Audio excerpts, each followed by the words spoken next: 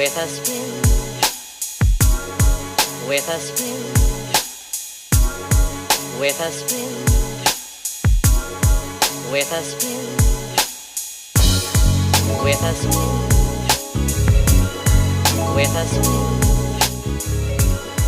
What's good, y'all? It's your boy, Mr. Von's channel. Sweatbox, we back, we live, we active here on the channel. And I want to say, I'm back, ladies and gentlemen. I know I've been away for a minute, and I apologize, but you know you couldn't keep me away. I had to come back to holler at y'all. And as you see, I'm donning the blue and the green because, yes, football season is here, which means it is now Seahawks season, Seahawk time, and we talking Seahawks today here on the channel. We in week 2. Let's talk about the first 2 weeks of this season real quick. Week 1, we went out to Green Bay, suffered a tough loss, but it pretty much kind of went as I expected. The defense, it actually went a little bit different, a little bit better. The defense was solid, lights out. The defense was lights out. Played real tough, got in Aaron Rodgers' face, got 4 or 5 sacks on him, picked him off. I mean, it was great. Should have been a pick 6. We'll talk about that in a minute. But they didn't get it done. They ended up losing, I think it was 17-9. I don't remember the exact score, but they only gave up 17 points. 2 touchdowns, one of them it was a gimme off of a Russell Wilson turnover, off of a fumble. So yeah, tough loss to open the season in Green Bay, but that's a tough way to open the season. Anytime you got to go to Lambeau to open the season is going to be tough. Lambeau's a tough place to play, just like the Clink's a tough place to play. So that's expected, not a big deal. Always disappointing to see a loss, but not too big of a deal. Week 2, home opener against the Niners.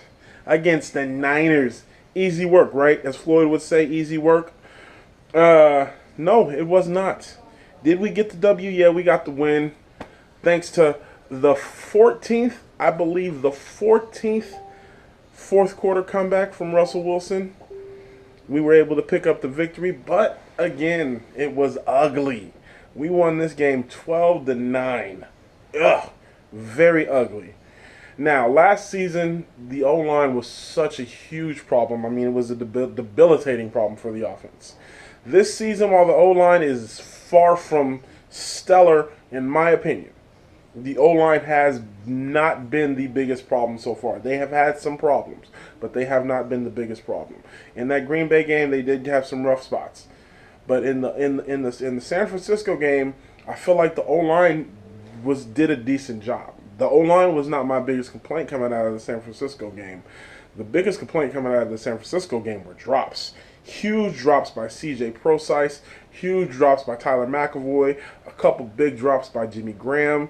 And then if they weren't dropping passes, Russell Wilson was overthrowing receivers. It was probably one of the. I'm not going to go as far as say it was one of the worst games ever because we won and it was because of Russell we won. But he struggled, man. It was not pretty for Russell most of that game. He missed a lot of open receivers, threw some passes short,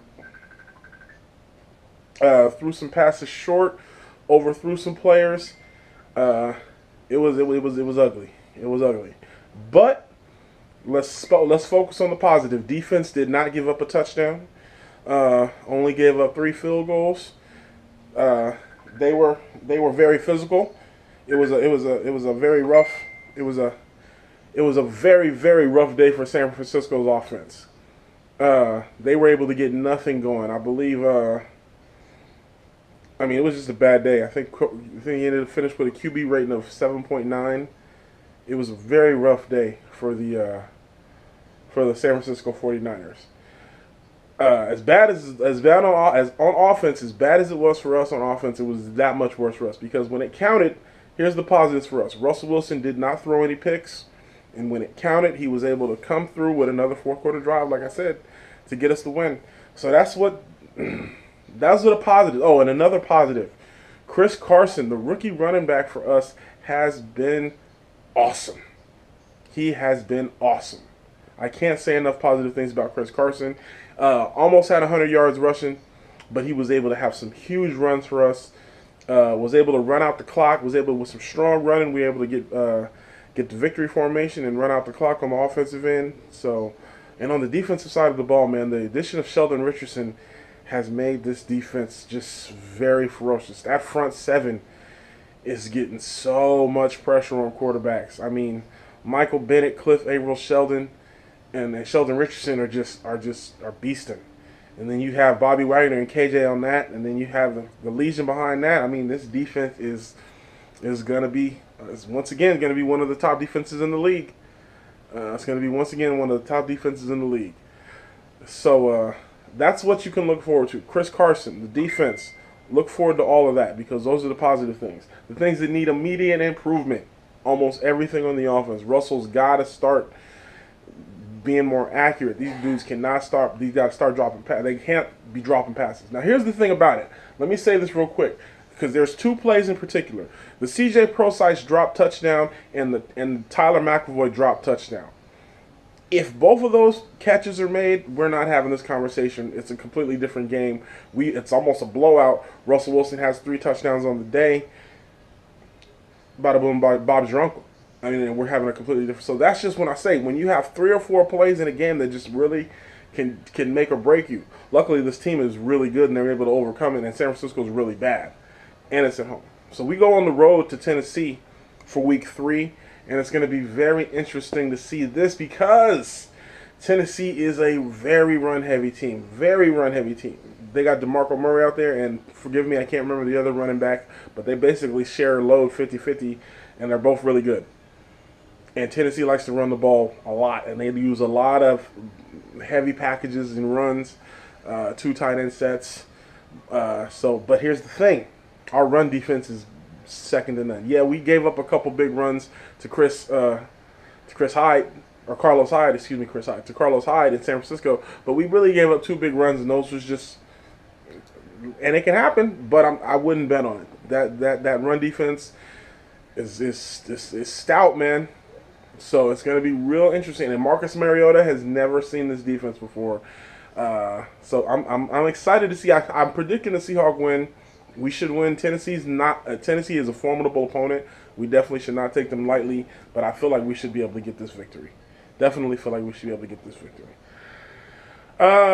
So yeah, that's just a quick update for the Seahawks to start this 2017 season. I know I'm a little behind. I apologize for not being able to get to you guys in Week 1 and anything like that, but we here now, and that's all that matters. We started out, we repping it right. 12 stand up. As always, you know how we do. Go Hawks. Like I said, I'll be back I'll try to be back with a full preview of the Tennessee game before the week's out. Hopefully I can get that out. No promises. We'll see how it goes. What's today? Today's Wednesday? So yeah, we might. I don't know. We'll have to see. But yeah, until next time, make sure you like, share, and subscribe. Keep it locked right here to the channel. Make sure you check out all the other videos that I got. All the other sections. A lot of movie reviews, politics, and sports stuff talk. I'm gonna try to get back in the swing of things as summers come to an end.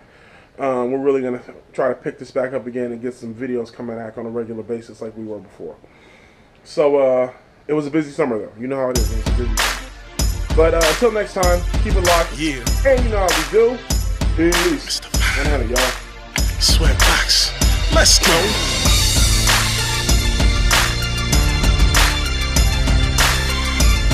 We celebrating on this one, baby. This is our celebration. Motivate a whole team like I'm Coach Boone. Put me over.